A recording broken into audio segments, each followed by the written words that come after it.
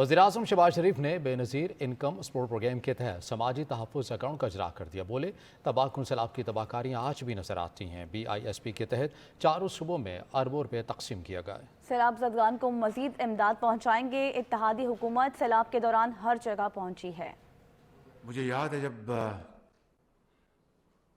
बहुत एक तबाहकुन सैलाब आया पिछले साल,